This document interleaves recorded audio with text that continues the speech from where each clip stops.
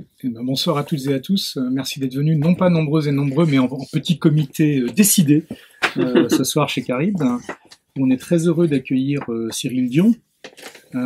Cyril Dion que beaucoup d'entre vous connaissent, mais dont c'est ce soir le premier roman. Un roman donc, qui s'appelle Imago, qui est sorti chez Avec le Sud mi-août, qui nous a fait un très fort effet. Donc on était très heureux de pouvoir vous en parler ce soir et de pouvoir échanger avec Cyril Dion à ce propos.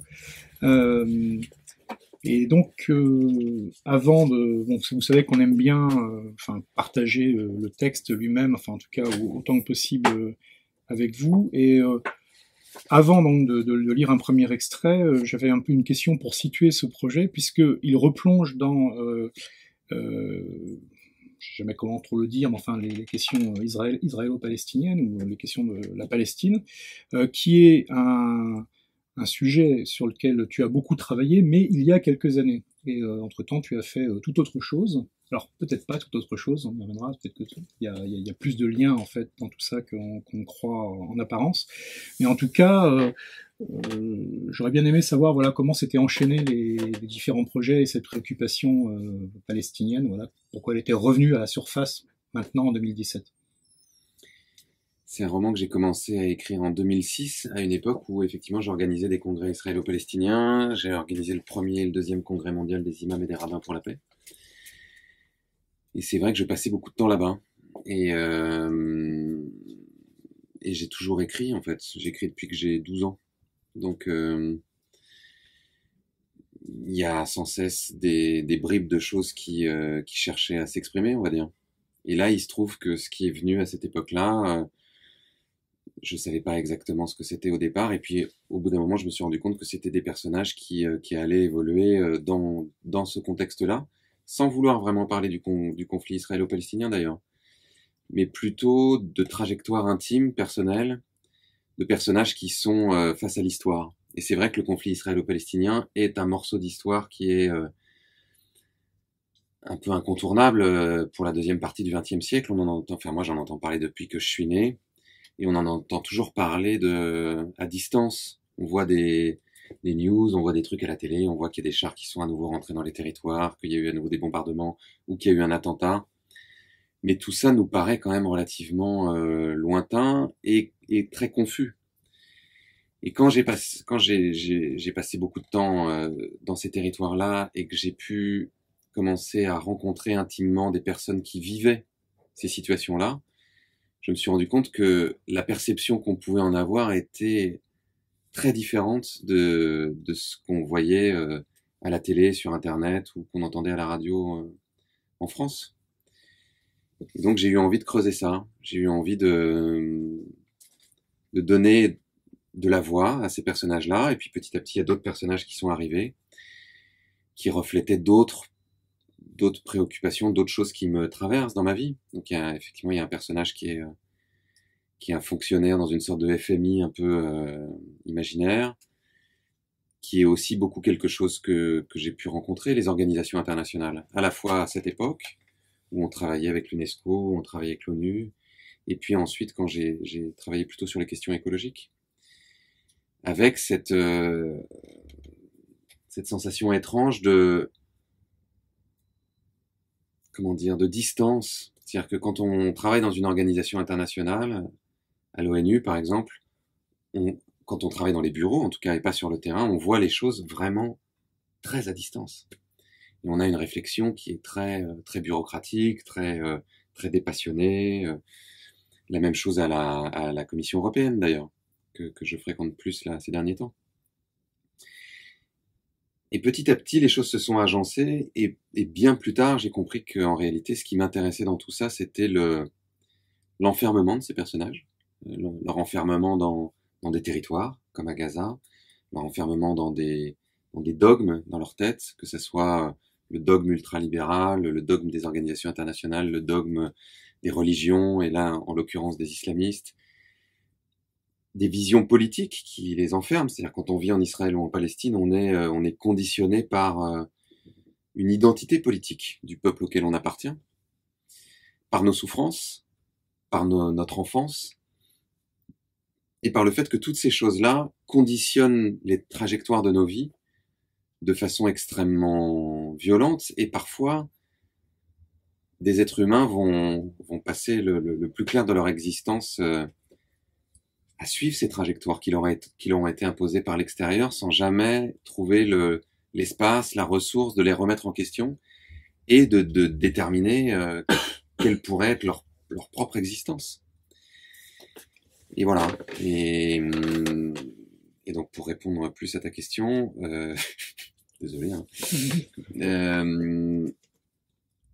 c'est un roman qui était beaucoup plus touffu, où il y avait beaucoup plus de personnages et que j'arrivais pas à finir parce que je trouvais que c'était pas bien. Et donc je l'avais laissé de côté. Et je pense que ça tenait aussi au fait que j'avais une relation à l'écriture qui était très... il fallait que ça soit parfait ou rien, quoi. Il fallait que ça soit super, génial. Et puis sinon, je m'autorisais absolument pas que ça puisse être une première étape. Donc j'étais terrifié à l'idée de le montrer, de le partager. Bon. Et j'ai fait plein d'autres choses. Je suis passé du conflit israélo-palestinien à l'écologie. On a créé Colibri avec Pierre Rabhi. J'ai fait plein de trucs. J'ai créé un magazine, une collection de bouquins, donc le domaine du possible.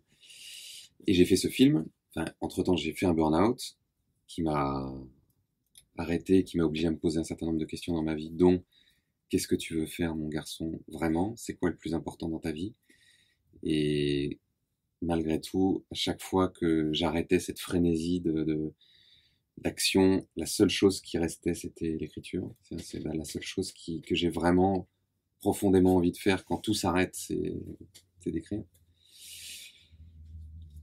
Et donc j'ai écrit un film d'abord, et j'ai eu la chance que ce film trouve un écho, qu'on arrive à le financer, que ça me permette finalement d'occuper 2 ans de ma vie.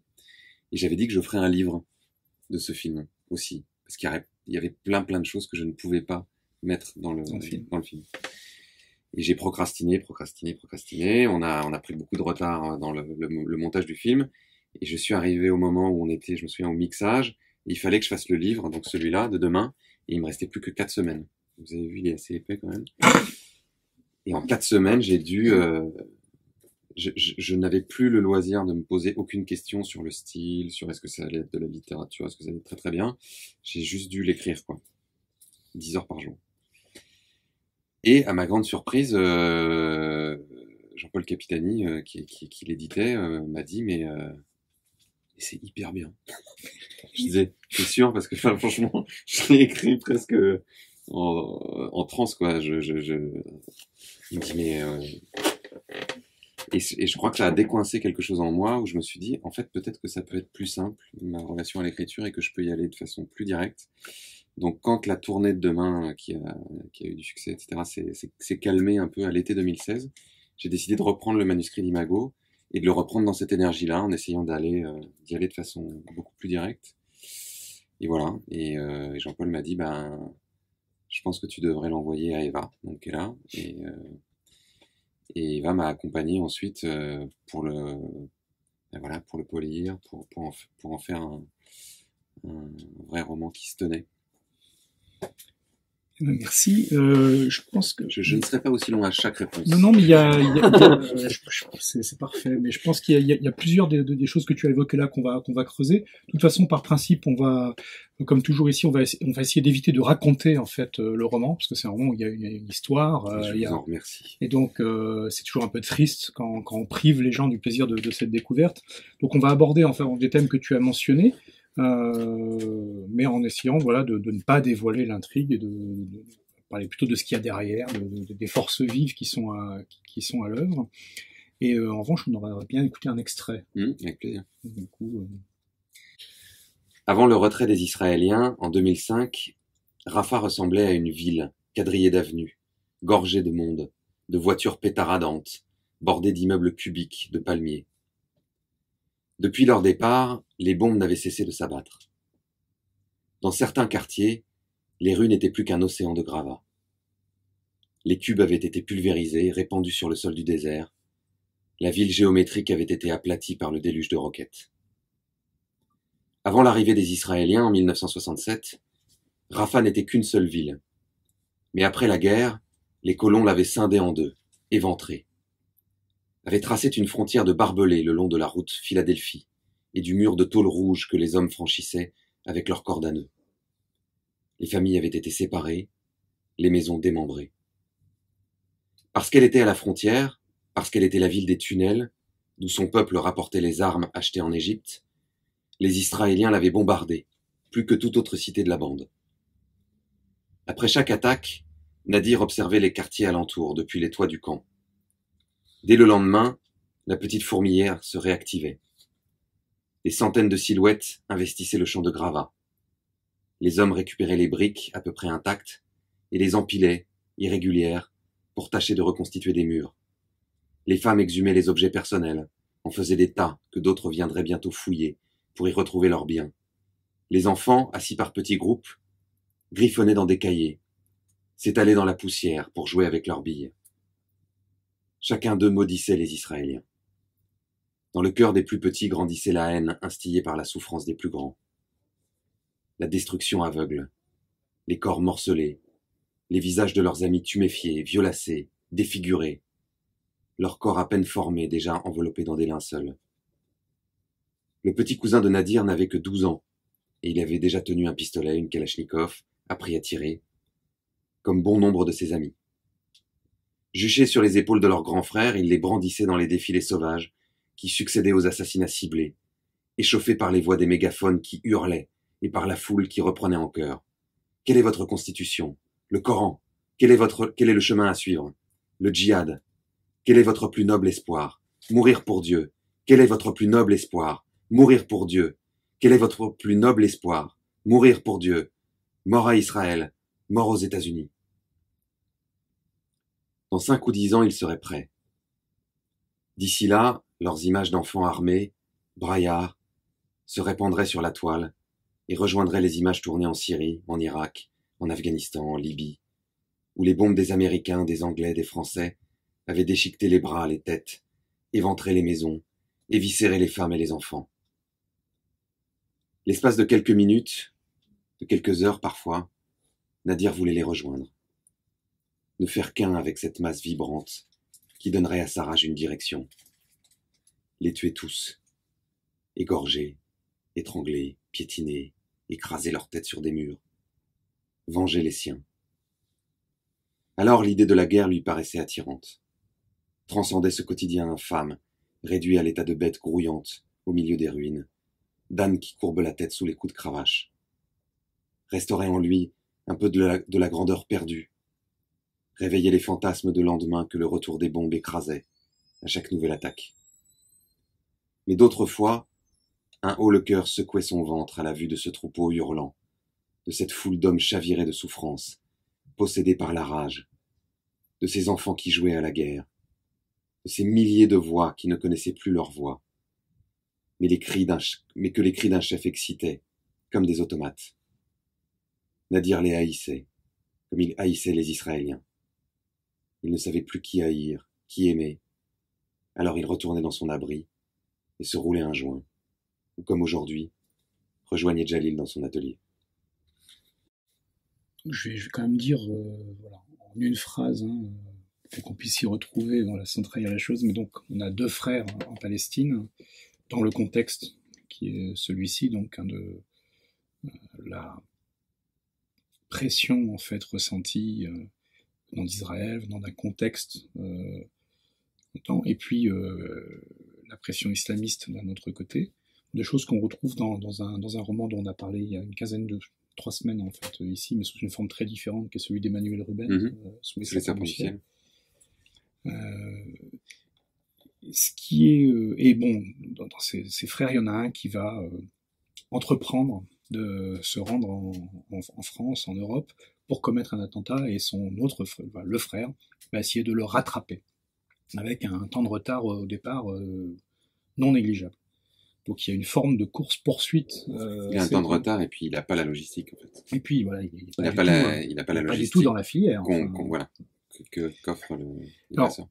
En revanche, tu l'as déjà évoqué en introduction, mais moi c'est une des choses qui m'a frappé, c'est que par rapport à, pas tous, mais à beaucoup de textes donc, qui se préoccupent de d'Israël, de Palestine et de l'impact que ça a aussi sur l'Europe, surtout depuis quelques années, donc avec la multiplication des attentats islamistes ou djihadistes, c'est que tu déplaces vraiment le centre de gravité en nous présentant et en nous inscrivant les personnages dans leurs racines, leur humiliation d'origine, leur contexte familial justement très intime, ce qui est plutôt à rebours en fait des pratiques un peu surplombantes en fait et voilà et je trouvais que c'était ensuite plutôt et que la partie justement imagination policière ou géopolitique se transférait plutôt sur la deuxième partie quand il s'agit justement de remonter ces filières de djihadisme et d'entrée, de franchissement des frontières, enfin, etc. Et donc voilà, je me posais la question, tu as en partie répondu, mais cette façon d'aller l'inscrire dans une chose très très personnelle, quoi. Moi, ça m'intéresse pas vraiment, en fait, cette histoire de filière, de machin, de comment ils font. De toute façon, si des gens veulent venir se faire sauter quelque part, ils trouveront toujours un moyen. S'ils veulent tuer des gens, on le voit maintenant, ils trouvent toujours un moyen, ils empruntent une camionnette et puis ils foncent dans les gens. Je trouve que c'est pas très intéressant, ça. Parce que qu'est-ce que ça raconte finalement? Ça raconte que si on veut tuer des gens, on peut y arriver facilement, quoi. Et puis moi j'aime bien regarder les choses à hauteur d'homme, effectivement, c'est ce qu'on avait fait pour Demain aussi, on a vraiment filmé à hauteur d'homme et pas de façon trop surplombante, pas en hélicoptère. Et moi ce qui me touchait, c'était de me dire, c'est ce qui m'a touché quand j'ai été à Gaza ou dans certains endroits dans les territoires, c'est de se dire finalement si moi j'étais dans cette situation-là, si j'habitais à cet endroit, si ma famille avait été assassinée, si ma maison avait été détruite, si tout autour, tout était détruit. Si depuis que je suis né, on m'explique que les gens d'en face, c'est des ennemis et que ils sont structurés pour déjà nous empêcher de sortir et nous maintenir en prison, mais aussi pour nous humilier et voire même pour nous tuer. Comment est-ce que je réagirais à ça? Tout pétri de valeurs humanistes que je peux avoir. C'est un peu la même question qui est la question hyper tarte à la crème qu'on se pose toujours avec la Deuxième Guerre mondiale. De se dire... Et si j'avais été en France en 41, est-ce que j'aurais fait sauter des trains et cacher des juifs, ou est-ce que je me serais simplement planqué, ou est-ce que j'aurais collaboré, ou qui est une question à laquelle on peut pas répondre, parce je sais plus qui disait ça, mais on sait pas ce qu'on a dans le ventre, quoi, jusqu'au moment où on est confronté à ces situations-là. Et donc moi j'avais envie d'explorer ça à travers ce personnage de Nadir qui lui a une particularité par rapport à son frère, qui est qu'un jour il a rencontré la poésie. Qu'un jour son grand-père lui a donné 2 bouquins, un bouquin de Rumi, un bouquin de Darwish. Et il a été plus particulièrement touché par Darwish parce que Darwish est une figure en Palestine. C'est un des 2 monuments de la Palestine. Quand je suis allé rencontrer Arafat à l'époque à la Moukata, après j'ai rencontré Darwish à la maison de la culture de Ramallah. Et la personne qui nous accompagnait m'a dit, aujourd'hui, tu as vu les deux figures de la Palestine, les 2 grands hommes, quoi. Et ça m'a beaucoup marqué aussi. Je me suis dit, c'est quand même fou que que nous, en tout cas, qu'il y ait un tel décalage entre notre civilisation occidentale où on voit pas en quoi un poète aujourd'hui a une aura politique et humaniste et capable de raviver l'espoir dans des populations qui sont en détresse, même si je suis sûr que c'est le cas, évidemment. Mais en tout cas, c'est pas dans la société, c'est pas visible de la même façon. Et voilà, et donc c'est des choses qui se percutent. C'est-à-dire, il est dans cette situation-là, et puis il se trouve qu'on lui a donné ce livre-là, et à partir de là, qu'est-ce qui se passe? Comment est-ce que ça le construit? Son frère, lui, qui s'est jamais intéressé à la poésie, et qui était plutôt un petit malingre à qui les plus costauds allaient casser la figure quand il était enfant, comment est-ce qu'il se construit? Et tous les 2, dans ce contexte-là, et avec ces événements-là, qui est une énième incursion, avec des bombardements, avec leurs meilleurs amis qui meurent, qu'est-ce que ça donne, quoi? Et qu'est-ce qu'ils font? Et l'autre chose qui m'intéressait beaucoup, c'était cette idée de prison, de sortir de l'enfermement, c'est-à-dire que à une époque, donc quand j'organisais ces congrès israélo-palestiniens, on avait fait sortir pour la première fois de leur vie 21 Palestiniens de Gaza. Et j'avais été très marqué par le fait que il ne pouvait pas parler aux gens de façon directe, il pouvait pas rentrer en contact avec nous de façon immédiate, parce qu'ils avaient d'abord besoin de justifier à leurs propres yeux et aux yeux de ceux qui étaient restés le fait qu'ils témoignaient de ce qu'ils vivaient. Ils devaient dire, en gros, le contrat qui passait avec ceux qui restaient, c'est toi tu sors, mais tu expliques la situation dans laquelle on est. Donc je me disais, en fait, ils voyagent avec leur pays sur le dos, quoi. Et ils sont comme leur prison voyage avec eux, quoi, en gros. Et donc là aussi, ça m'intéressait de savoir, une fois que Nadir allait arriver à sortir, parce que Khalil, il a un but, lui, il va faire un attentat. Nadir, son but, c'est, je vais essayer de rattraper mon frère parce que c'est la seule famille qui me reste et que de toute façon, il n'y a plus rien qui m'attend ici. J'ai pas d'avenir, j'ai pas de famille, ou presque plus. Mais une fois qu'il est sorti, il se dit, mais je suis libre là. Qu'est-ce que je fais? Est-ce que je vis ma vie? Est-ce que je profite de cette liberté? Est-ce que je m'installe, je me planque, je m'installe en Égypte, ou j'essaie de passer en Europe? Ou est-ce que justement la prison qui est sur son dos est tellement forte que c'est pas possible et qu'il est obligé de se conformer à la trajectoire prédéfinie? Et tout son parcours va être ça, va être cette... Et vous verrez si vous le lisez ce qui se passe, mais pour moi c'est ce chemin-là qui était hyper intéressant à construire. Je pense qu'on reviendra sur la question de la poésie tout à l'heure, mais effectivement dans le chemin, une des choses que moi j'ai trouvé particulièrement réussie, parce qu'également à la fois assez rare dans la littérature et puis très sensible, c'est que par rapport à une vision très eux et nous, enfin la Palestine, terre de misère, et puis l'Europe, terre d'opulence, on met finalement rarement disponible sur le chemin le passage par les pays arabes voisins, en fait.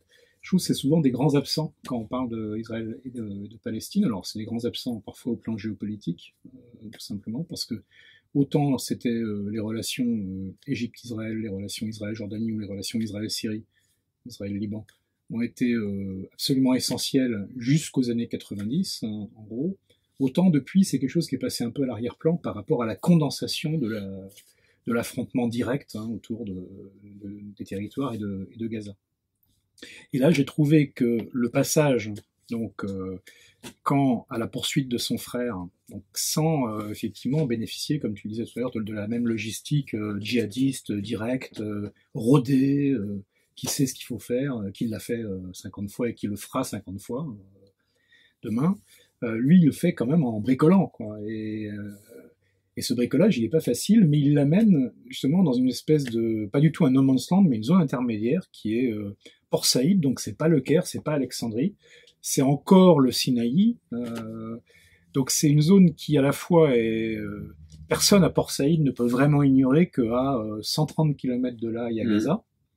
Mais en même temps, on est effectivement, comme je disais, dans un pays, c'est la liberté. C'est un confort de vie qui, pour un Européen nanti, ou même pas très nanti, quand même un peu pitoyable, mais qui, pour un Palestinien sortant de Gaza ou des territoires, est limite imaginable, tellement c'est cool, quoi, en fait. Et je trouvais que ce passage était assez incroyable. Je me demandais comment tu t'y étais pris pour penser à tu vois, à faire cette espèce de transition, de zone intermédiaire, de proximité. Bah, de toute façon, il faut qu'il sorte par quelque part, hein. Et quand on est dans la bande de Gaza, là, de toute façon, aujourd'hui, tout est tellement bouclé qu'il n'y a que l'Égypte comme porte de sortie. Là, au mois d'août, ils ont réouvert un peu les portes entre Gaza et Rafah pour en laisser passer certains. Parce qu'en fait, il y a tellement peu d'infrastructures que, par exemple, ceux qui sont malades sont obligés d'aller en Égypte pour faire des analyses médicales. Souvent, ils vont au Caire. Et donc, le Hamas décide qui peut sortir et qui peut pas sortir en vérifiant que c'est des gens qui vont revenir. Et donc, cette circulation-là, elle se fait. Rafah, c'est ce que je disais dans le passage que je lisais. Au départ, c'était une ville qui était en Égypte et en Palestine, hein, qui a vraiment été coupée en deux. Donc, il y avait des familles qui vivaient en Égypte et en Palestine et qui ont été séparées pendant des années, qui après se rejoignaient par les tunnels, qui se faisaient passer des trucs. Et il y a eu la grande époque des tunnels. Maintenant, c'est un peu terminé puisqu'ils les ont inondés. Et à la grande époque des tunnels, c'était fou ce qu'ils faisaient passer. Ils faisaient passer des Ils faisaient passer des animaux, ils faisaient passer des vaches par les tunnels, ils faisaient passer des motos, ce qui paraît inimaginable, là, donc avec une logistique folle, quoi. Des galeries creusées sur des kilomètres, ça coûtait un fric fou, ça coûtait... je me souviens plus des chiffres, j'ai mis un chiffre dans le livre, mais c'est près d'1 million d'euros, l'équivalent de... Et donc on sait pas d'où cet argent vient, on imagine bien qu'il doit y avoir une forme de complicité peut-être avec des pétromonarchies qui financent un peu en sous-main pour faire en sorte que le couvercle n'explose pas, pour garder un peu le truc.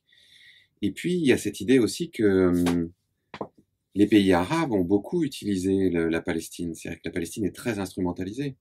Ils ont beaucoup utilisé la cause palestinienne pour leur propre intérêt politique, et les djihadistes pour pouvoir recruter, etc., mais en laissant les Palestiniens crever dans leur coin, c'est-à-dire qu'ils leur mangent vraiment sur le dos. Et les Palestiniens sont très amers de ça, en disant, on parle, ah oui, bah, c'est sûr, on parle de nous partout, les jeunes avec le kéfi et machin, mais enfin en attendant, personne vient nous aider, pour de vrai. Et ça, c'était, j'ai envie de dire, c'était le contexte, et puis il y avait la réalité, c'est-à-dire qu'à un moment, il fallait qu'ils sortent, et il fallait qu'ils trouvent de l'aide. Parce que, comme tu dis, en bricolant, aujourd'hui, on passe pas, enfin, on franchit pas la Méditerranée d'Égypte à la France comme ça. Il y a des contrôles partout, on fait attention aux terroristes, maintenant on fait attention aux migrants, enfin, donc il y a quand même une attention redoublée aux frontières. Donc, il fallait nécessairement qu'ils bénéficient d'un soutien et qu'ils fassent des rencontres. Et c'était l'occasion de confronter ces mondes. L'Égypte qui est en pleine ébullition, qui a connu la révolution arabe, qui est extrêmement déçue. Aujourd'hui, les jeunes sont hyper déçus d'être revenus à une forme de dictature qui ressemble beaucoup à ce que faisait Moubarak, parfois même en pire, pour ce que certains disent, avec Sisi. Et en même temps, quelque chose qui sera plus jamais pareil, parce qu'ils ont goûté à la liberté. Ils ont goûté à la capacité de reprendre le pouvoir. Ils ont goûté à cette idée d'une démocratie qui irait au-delà de ce qu'ils ont connu depuis 25 ans. Et donc, ils sont aussi dans une forme de lutte et de résistance, en se disant, bon, bah, on a perdu cette fois-ci, mais comment on va faire le coup d'après? Et là, ils se retrouvent en présence de jeunes qui sont à Gaza, qui ont aussi des luttes, mais pour qui la lutte des Égyptiens paraît un peu une lutte de riches, quoi, d'enfants gâtés. Non mais les gars, vous avez tout ce qu'il faut, quoi. Vous pouvez manger à votre faim, vous avez des infrastructures, l'électricité, des bagnoles, des télés, vous pouvez vous habiller à peu près comme vous voulez, vous pouvez sortir dans les bars. Et les autres, bah, ils sont quand même dans le décalage en disant, bah oui, enfin, pour autant, on est quand même dans une forme de dictature, et nous, ça nous va pas. On comprend bien que toi, là d'où tu viens, ça peut paraître comme ci et comme ça, mais et je trouvais que c'était intéressant, le fait de niveler et de voir que tout est toujours une question de point de vue sur la réalité. Du coup, est-ce que tu nous lis un deuxième extrait? Ouais. Les lignes de chiffres s'empilaient. Fernand Auclair les regardait à peine.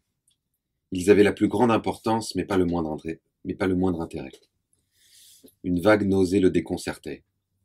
Réduire la part des services publics, les acheter, les remplacer, augmenter la productivité, gagner de nouvelles surfaces agricoles, défricher, abattre, vendre de nouveaux médicaments, de nouveaux engrais, de nouveaux pesticides, implanter des entreprises, gagner de nouveaux marchés, produire, vendre des crédits à n'importe quel prix, mais le plus cher possible, faire tomber les barrières douanières. Tous ils voulaient rattraper leur retard, concurrencer les autres, les égaler. S'ils tenaient leur résolution, le fond leur en donnerait les moyens. Sinon, ils les endetteraient davantage. Il saisit un journal sur le coin de son bureau, parcourut la une, puis survola les pages intérieures. Il le rejeta dans un mouvement d'humeur. Ces journalistes ne comprenaient rien. Souvent, Fernand Auclair pensait à son existence, à ce petit tracé dans l'océan du temps et de l'univers, ce pointillé minuscule qui lui paraissait un tout. La nausée le reprit. Il n'aurait qu'à vomir, pensa-t-il. Et il inspira lentement. Sa dent lui fit mal, puis ce fut au tour de ses intestins. Il respira à nouveau en se concentrant sur son ventre et sa glotte. Il songea avec émotion aux gens simples, capables d'amour et d'attention, sans arrière-pensée, sans questionnement métaphysique, sans les tourments de l'âme nue, mais plein des tracasseries du quotidien, de leurs comptes et de leurs maladies. Comme il les méprisait souvent, et comme il aurait aimé leur ressembler parfois, lorsque les tiraillements se faisaient trop lourds. Dans le bureau adjacent, il entendait Nadia, la secrétaire d'un autre analyste. Ils sont à des milliers de kilomètres et cette bande de chiens ne veut pas arrêter les bombes. Il en tombe parfois une par seconde, tu te rends compte? Non, tu ne peux pas te rendre compte, c'est impossible de se rendre compte de quoi que ce soit dans ce pays merdique. Une par seconde! Ça n'est pas humain, non, ça n'a rien d'humain. Tout ça pour 3 pauvres terroristes, pour leur montrer qu'ils peuvent les écraser, les éradiquer comme une bande de moustiques, comme s'ils allaient empêcher le moindre kamikaze de se faire sauter. Elle appelait ses parents toutes les 2 heures. Puis il la voyait passer en larmes, décomposée. À ses pieds reposait une pile de dossiers, mais il n'avait pas le cœur à la tâche. Son esprit était ailleurs, dans une autre strate de la réalité. Travailler lui ramenait aux basses fréquences de lui-même, à sa matérialité, alors qu'à cet instant, il cherchait comment rendre son âme féconde, réceptive à la grâce. La Palestine attendrait, tout comme le Rwanda ou le Libéria, les morts, les atrocités, que ces imbéciles s'entretuent puisqu'ils ne savaient faire que ça. Tous ces hommes, pensait Fernando Clerc, n'ont d'autre prise sur le monde que les ordures qu'ils ramassent, les fruits qu'ils mangent, rivés à leur terre comme des arbres, agitant leurs bras comme des épouvantails. Ballottés par les vents du marché, combien dans les champs, combien dans les bidonvilles, combien dans les entreprises. Lui-même n'avait qu'un pouvoir limité, mais il voyait le monde, comprenait les connexions, les interdépendances, les significations. De son crayon, il pouvait orienter les courants de l'histoire. Aider ce pauvre enfant du Sahel osseux, tout juste agrippé à la vie, quand ses propres pères et mères, eux, ne pouvaient rien.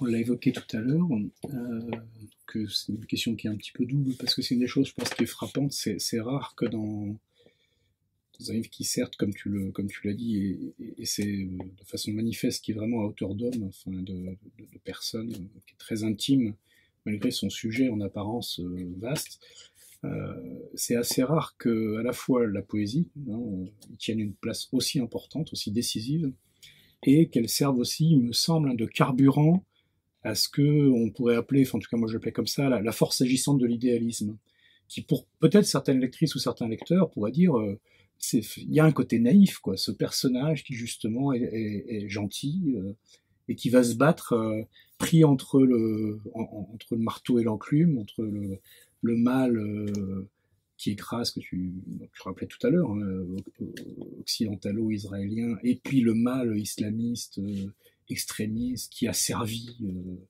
et qui exploite la colère pour en faire toute autre chose. Et qu'au milieu, il y a cette espèce de chemin complètement improbable d'un type qui aime la poésie, puis qui a des idéaux, et qui avance seul, et qui trouve des bons samaritains, parfois vraiment sincères, parfois... enfin bref, puis qui finalement, voilà, je vais pas dire la fin, mais qui peut-être réussit, on ne sait pas. En tout cas, qui n'échoue pas au premier obstacle. Et ça, je trouve que c'est assez rare, et je voulais savoir, voilà, c'est cette force de l'idéalisme et de la poésie qui sont à l'œuvre dans le roman, qui en font enfin, vraiment la beauté, quoi. Mais pour moi, c'est pas un idéaliste et il est pas particulièrement gentil, c'est que il essaie de trouver du sens à sa vie, tout simplement. Et que pour lui, ce que les islamistes vociférants proposent, franchement, ça lui dit rien du tout. Rester dans sa tôle, ça lui dit rien non plus. En revanche, ce qu'il peut lire dans les vers de Darwish, ça lui parle. Ça, il a l'impression qu'il y a la possibilité de trouver quelque chose qui le rendrait vivant. Et donc c'est ça qu'il poursuit. Il poursuit cette espèce de trajectoire-là. Et il se trouve que, effectivement, j'ai pu le mesurer 1 million de fois dans ma vie, quand on est sincère et quand on est plutôt quelqu'un de bien intentionné, on a tendance à attirer des gens qui sont chouettes.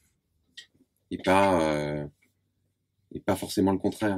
Je sais pas que c'est une règle absolue, mais ça arrive. En tout cas, moi qui me considère comme plutôt bien intentionné dans ma vie, j'ai plutôt tendance à rencontrer des gens vraiment super. Et il y a une espèce de magie qui fait que les uns et les autres concourent à ce que à ce que chacun puisse avancer sur son propre chemin. Et à la fois, j'ai pas voulu que ça soit non plus manichéen, c'est-à-dire de dire la poésie c'est extraordinaire, ça peut sauver les gens, qui était un peu une tarte à la crème. Et donc, Fernando Clerc, dont on vient de lire un passage, c'est le contraire, hein. C'est-à-dire que lui, il se sert de la poésie. La poésie a été un refuge aussi. C'est-à-dire que lui, il a énormément souffert dans son enfance, il a été violenté, donc il s'est réfugié dans la poésie. Mais maintenant, la poésie, pour lui, c'est une façon de ne plus rentrer en contact avec les autres êtres humains. C'est-à-dire qu'il considère que, puisque les poètes sont d'une sensibilité extraordinaire et qu'ils ont décrit le monde de façon magnifique, eh ben ça suffit. On peut comprendre le monde juste en lisant les poètes et on n'a plus besoin de parler Tu peux se contenter de filtrer aux par humains. les chiffres presque tout le reste. Exactement. Et donc, ces deux béquilles, quoi. Il a deux béquilles pour essayer de survivre. C'est ça, la littérature, qui lui permet de mettre l'humanité à distance. Et puis une autre qui est de dire, bon, moi j'ai tellement souffert qu'il faut que je répare. Il faut que je répare cette espèce d'injustice. La sauvagerie de l'existence, c'est-à-dire de dire, mais pourquoi ça m'est tombé sur la gueule à moi? Pourquoi ça m'est arrivé à moi? Qu'est-ce que j'ai fait? J'ai rien fait, c'est injuste. Lui, il attribue ça à la nature, donc il trouve que la nature est injuste. Parce que elle s'abat sur les uns et les autres sans discernement. Donc il se dit, bah donc il faut réparer, il faut corriger la nature. En même temps, les deux personnages dans l'approche de la poésie, c'est une des choses que je trouve fascinantes, c'est que ils n'ont de façon explicite aucune pensée politique, et en réalité, ils sont deux pôles politiques extrêmement puissants, en fait, d'une façon justement d'aborder la vie de façon totalement politique, et en faisant des choix opposés. Absolument, pour moi, Nadir a vraiment une... Fernando Clerc se réclame de la sensibilité tout le temps, alors que pour moi c'est Nadir, le personnage le plus sensible, vraiment qui se laisse toucher par la vie, qui se laisse toucher par les éléments, par les personnes qu'il rencontre, etc. Alors que Fernando Clerc est dans une approche qui est extrêmement occidentale, c'est-à-dire qu'on a verrouillé plein de trucs pour se protéger, effectivement, de la souffrance, se protéger de la nature, se protéger de la guerre, se protéger des choses horribles qu'on n'a pas envie de voir. Et donc, on vit dans des espèces de petites bulles un peu artificielles qui nous font faire des choix qui sont un peu dramatiques. Pourquoi est-ce qu'on arrive à des catastrophes écologiques aujourd'hui aussi terribles? Pourquoi est-ce qu'on laisse des gens mourir? Parce que, à l'autre bout de la planète, ou même des gens mourir de faim alors qu'il suffirait de quelques dizaines de milliards pour éradiquer, enfin, quelques centaines de milliards pour éradiquer la faim dans le monde, et des milliards qu'on a, hein, en tant qu'humanité, parce qu'il y a quelque part une qualité d'empathie qu'on a perdue, vraiment, profondément. Et cette qualité d'empathie, on l'a perdue parce qu'on a refermé l'armure, quoi, pour se protéger. C'est pas qu'on est méchant, c'est que c'est dur, hein. C'est dur d'être en vie, et que notre prospérité crée une espèce de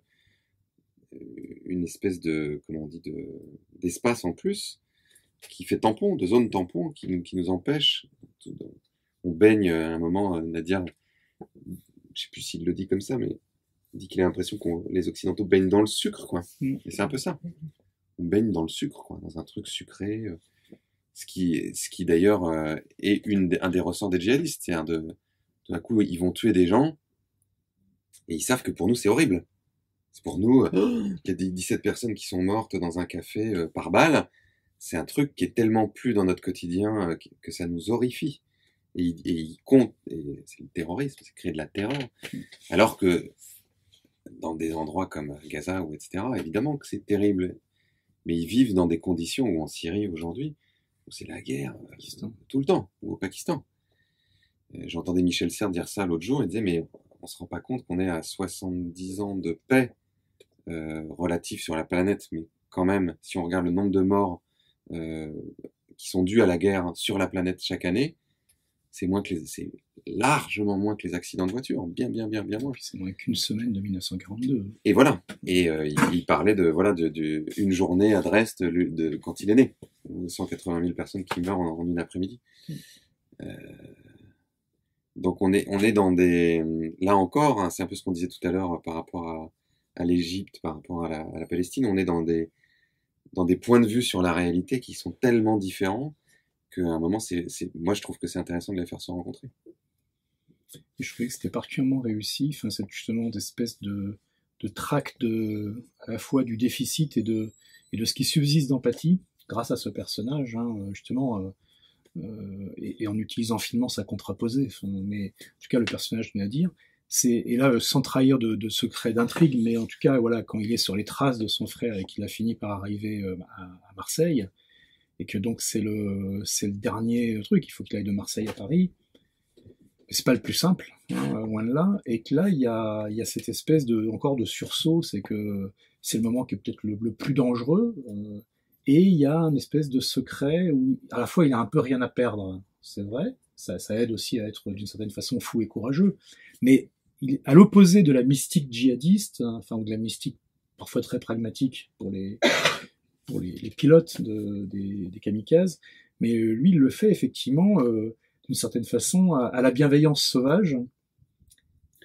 C'est même pas de la bienveillance, c'est-à-dire qu'à un moment, là, je suis obligé de raconter parce que sinon vous allez vraiment rien comprendre. Mais il se retrouve à Marseille avec un type qui vend des armes en fait, et qui vend des armes un peu à tout le monde, quoi.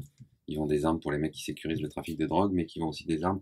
Il commence à y avoir des djihadistes qui viennent le voir parce qu'ils savent simplement qu'il a des armes. Et le gars est plutôt un dur, quoi. Et à un moment, il se pose la question, il se dit, est-ce que j'essaie de le baratiner, de lui mentir, ou pas? Et puis à un moment, c'est juste encore une fois, il a rien à perdre, donc il se dit, bah non, je vais juste lui dire pourquoi je suis là, quoi. Et le type est tellement soufflé, justement, parce que la logique aurait voulu qu'il mente, la logique aurait voulu qu'il essaye de manipuler, de trouver un truc. Il est d'une certaine façon tellement... Alors, il a aussi un petit levier qui lui a été donné par un de ses bons samaritains, mais il est en même temps tellement sur le cul de voir ce mec qui est normal, qui essaie pas de le baratiner, qui est hyper sincère, quoi, qui se dit je vais l'aider, ce connard. Il va se faire tuer, peut-être, mais je vais l'aider. Ouais, mais c'est un chouette moment, enfin, justement, parce que ça résonne. Et il se demande, il se dit, ou il est complètement con, ce qui est une possibilité, ou alors, il est incroyable, quoi. Mais bon, je le saurai jamais, mais dans le doute, je vais lui filer un coup de main, quoi. Mais voilà, moi, je trouve que c'est un des moments où cette mise en scène de la force alors, moi je disais l'idéalisme, c'est vrai que c'était pas, enfin, en tout cas de la sincérité et puis de l'engagement, au fond, une forme d'authenticité, ouais. L'authenticité apparaît de façon assez lumineuse, quoi. Et c'est un peu toute proportion gardée en tout petit, mais c'est l'idiot de Dostoïevski qui fait que ce personnage est extraordinaire. Parce qu'à un moment, dans un monde de cours comme ça, où tout est paraître, tout est manipulation et tout ça, ce type est... c'est pour ça qu'on l'appelle l'idiot. Ce type est hyper sincère, hyper gentil, hyper généreux, tout ça. Les gens se disent... qu'est-ce que ça cache? Qu'est-ce que c'est que ce mec, quoi? Il veut quelque chose, puis au bout d'un moment, il est obligé de se rendre compte que non, en fait, c'est un mec bon, quoi. Et c'est vrai qu'on le voit dans la vie, ça, parfois. Quand on est comme ça, les gens sont étonnés.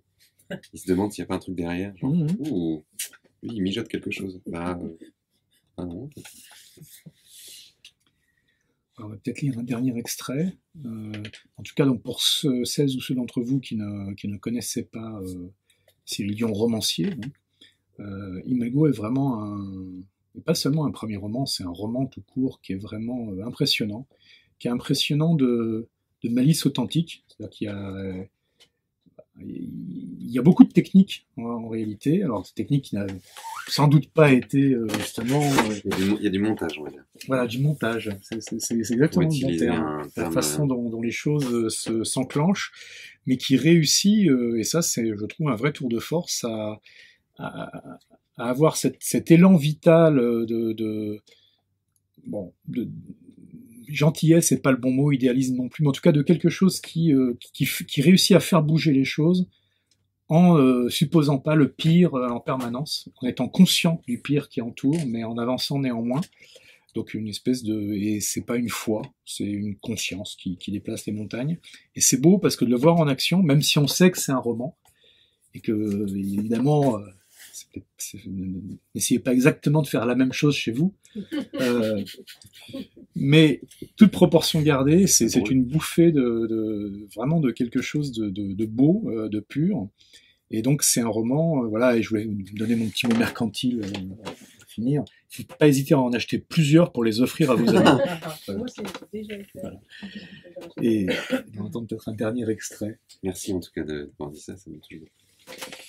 Je vais vous lire un passage d'Amandine, puisqu'on n'en a pas parlé du tout. Et c'est un personnage que j'aime énormément. Les nuages s'amoncelaient. Amandine se tenait sur le haut du promontoire, entourée de végétation. Des gerbes, troncs, lianes, feuilles, souches s'éparpillaient sur le flanc de la colline. Elle s'étourdissait de la lourdeur de l'air, guettant l'instant où le ciel s'épancherait sur la terre. Elle hésita à poursuivre sa promenade, mais rapidement y renonça. Elle fit volte-face, et quelques minutes plus tard, l'eau se déversa. Les gouttes martelaient son crâne, collaient ses cheveux. Sa veste et son pantalon étaient devenus une deuxième peau. Péniblement, elle progressait dans l'escarpement, se tenait aux racines et au tronc, s'appuyait sur les roches. Ce n'était pas encore la boue, mais cela le deviendrait. Elle s'immobilisa, et avec une joie compulsive, rejeta la tête en arrière pour prendre l'averse en plein visage. Sa peau ruisselait. Elle fronçait les paupières tout en retenant son rire. Ses cheveux en paquets dégoulinaient et l'eau formait une large flaque à ses pieds. Lorsqu'elle pénétra dans la maison, de larges traces apparurent sur le carrelage. Rapidement, elle ôta ses bottes, courut à l'étage, retira ses habits et les étendit sur le radiateur. Puis elle se retourna face à son reflet nu. Sa peau était parsemée de flétrissures et de taches. Elle s'approcha. De petits plis, de minuscules vallées. C'était une peau magnifique. Le toit grondait au-dessus d'elle. Tout autour, les feuilles crépitaient. L'eau des gouttières se déversait et créait de nouvelles cascades, grossissant les mares. Elle songea à rester nue encore un peu, mais se ravisa. Elle enfila un jogging et une tunique polaire.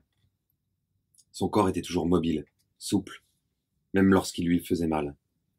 Elle avait traversé 62 années sans jamais le casser, le mutiler. Ses mains parcouraient l'étendue de fils tissés, les mêmes vêtements depuis des décennies. Un nouveau à Noël, et puis un autre à son anniversaire. Toujours des cadeaux. Elle ne voyait pas l'intérêt de constituer une garde-robe au fin fond d'une forêt. Personne à qui le montrer que les sangliers, les écureuils, les chevreuils. Il y avait bien de quoi faire un effort dans son armoire pour les grandes occasions, mais le reste du temps une tenue suffisait. Comme un uniforme. Elle admirait les robes des moines franciscains, tibétains. Un seul habit, sublimé, simple et souverain. La pauvreté et la grâce. Libérée des tourments et des angoisses. Libérée des regards, et pourtant les attirant. Comme un enfant du désert, nu sous une seule robe, tunique blanche immaculée, le corps exultant de se mouvoir sans entrave. Ses petits-enfants avaient 1000 vêtements, un pour chaque jour. Lorsqu'ils venaient, la plupart restaient dans la valise. Ils n'avaient pas l'air de s'en porter plus mal. Dieu sait pourquoi leurs parents les lui laissaient. Son gendre devait la trouver excentrique. Sa fille lui parlait avec un brin de condescendance agacée. Pourtant, ils lui confiaient leur bien le plus précieux, leurs entrailles. Les enfants adoraient la forêt, les animaux, comme une lointaine famille retrouvée, comme une mer vers laquelle on se précipite et qui ouvre les bras. Elle s'appuya contre la fenêtre et essaya de s'imaginer ce qu'il ferait la prochaine fois. Elle aimait les observer, poser un siège sur le perron ou s'installer sur le canapé et les laisser bouger, sauter, escalader, lire, crier, dessiner, remplir des petits gobelets et les vider. Chacun d'eux était un univers. Les adultes aussi, mais les enfants n'étaient pas mal à l'aise si on les fixait. Ils ne considéraient pas cela comme inconvenant, déplacé, ne se mettaient pas à échafauder 1000 scénarios pour calmer leur peur. Ils étaient sans cesse émouvants. Avec les enfants, elle n'avait pas de conversation à tenir, pas de banalité, pas de mots creux à extirper de sa gorge. Elle pouvait sonder la profondeur de leurs yeux. Ses bras parlaient, ses yeux, ses jambes, son dos parlaient. 4 fois par an, elle changeait d'intérieur, épousait les ondulations mystérieuses de la nature. Avec Inès et Victor, ils grattaient la terre humide. À l'automne, ils écartaient le lit de feuilles et y enfonçaient des petits glands dont la germination avait commencé. Victor disait qu'il plantait des chênes. Et à certains égards, c'était vrai, même si elle n'avait jamais vu qu'un de ses glands soit devenu plus qu'une pousse malingre. Il s'affairait sur le sol, et elle ressentait un mélange d'amour inconditionnel et de gravité. Comme si la profondeur de l'existence de ses enfants, dans une nature parfaite, détonnait avec ce qu'elle connaissait de la vie. Cet écartèlement était insupportable. Sa génération avait découvert le monde au bout de la rue, par la radio d'abord, puis à travers les images qui déferlaient des quatre coins du globe, en noir et blanc, puis en couleur, et qui s'étaient généralisées. À tel point qu'elle se demandait parfois si elle avait réellement vu les paysages d'Afrique du Sud, de Thaïlande, ou s'il n'était qu'une poignée d'images imprimées dans son cerveau.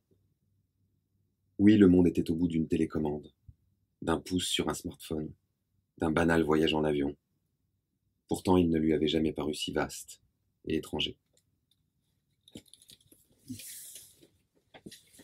Merci. Avec grand plaisir.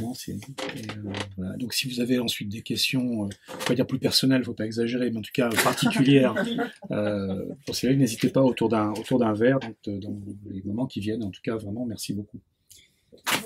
Merci,